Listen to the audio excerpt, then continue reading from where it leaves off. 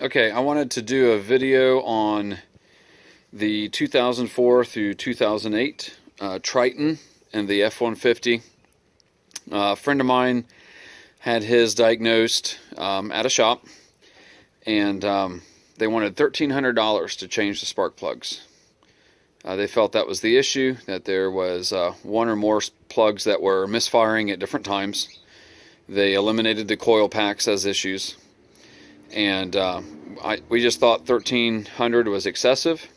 He did not go and get other quotes, but I do have another friend from church who changed his plugs a couple years ago, maybe a year ago, and he got two different quotes, and one was $1,100, one was $1,300. So we knew from that history that that's what some shops are charging for this, and I know there is a risk, but anyways, what I wanted to touch base on is what you need to do this. I didn't think far enough ahead to take a video while I was doing it. I always forget to do that, but I wanted to just kind of give a rundown of what we did, when we did it, and the success behind that. So when I had him drive out here to my place, which would make the truck hot, is what we needed.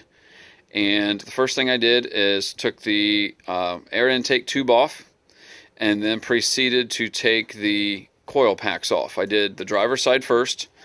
Let me back up. Before I took all the coil packs off, I blew the engine compartment, and specifically where I was working, very well. I didn't want debris down in there with the spark plugs. Took the coil packs off. I laid them out on the sheet in order. That way, if we had issues, we knew what pack came off what plug. After that, I blew the spark plug holes out again really well. Again, didn't want debris in there. And then I used carb cleaner. I filled each of the holes with carb cleaner. Got that idea from my buddy who did it, and I don't know where he got that idea. But it worked well with his. The objective is what you're wanting to do is fill the holes with carb cleaner and then let them sit for 20 minutes or so. So what I did is, by doing the driver's side first, then I could move to the passenger side while the driver's side was soaking, and removed all 4 coil packs, laid them out also, and we discovered the number 8 cylinder or passenger side rear was different than the rest. So obviously it's been replaced at some point. And to do this, I used different adapters here, and I want to say it was a 7 mil. Yeah, 7 mil is what I used to take the coil packs off of with. And again, blowing that side coil packs out, blowing the spark plug holes out again, fill the spark plug holes with carb cleaner. I've thought of other things than carb cleaner, but that's what was recommended, and it was a success, and so I went ahead and followed that instruction. After that, you are going to want to remove the computer to get to the number 8 cylinder or left rear, passenger rear spark plug.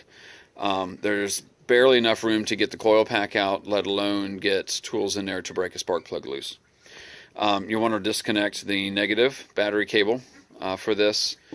Some people would say disconnect it before you touch anything. I'll leave it up to you. Then I removed the computer, which was 3 locking tabs to get the harness off, and then there's 3 10 mil bolts that hold the computer on, and then behind that 3 more 10 mil bolts that hold the bracket on the firewall. And by the way, you will need a 10 mil to remove the air intake. I forgot to say that. But so did all that. Then I went back to the passenger side. Each bolt or each spark plug broke loose wonderfully. Takes a 9/16 socket. I do recommend putting back in Motorcraft plugs. I've heard some stories on some other brands on how long they last. One thing that was a great help was I have extensions here. I don't know what brand they are. They're made in Taiwan. They're a cheap brand. But you'll see that the extensions, they wobble. They have like a ball on the end. And so instead of using a knuckle, these worked really well. I think I used the 3/8 knuckle once in removal, but not in installation. So I just thought I'd point that out. It's just a nice arc to get back in there. I did not put anything on the threads of the spark plugs. Putting back in, there's some talk on that changes your torque values and so on and so forth when you go to torque them back in.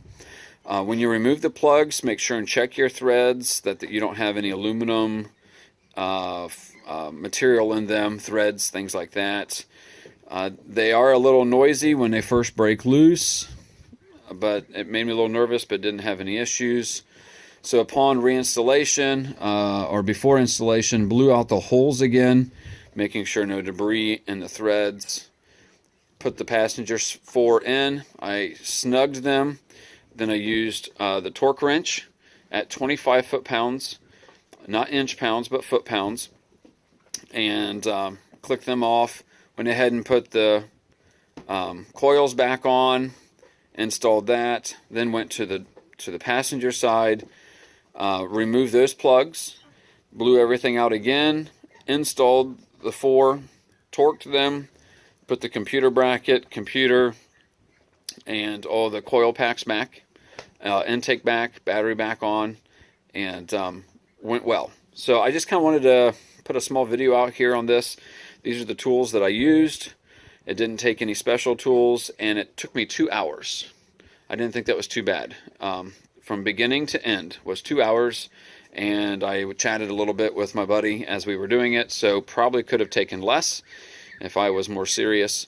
But I think the key is hot engine, carb cleaner to soak the threads of the spark plugs, letting them have time to loosen up.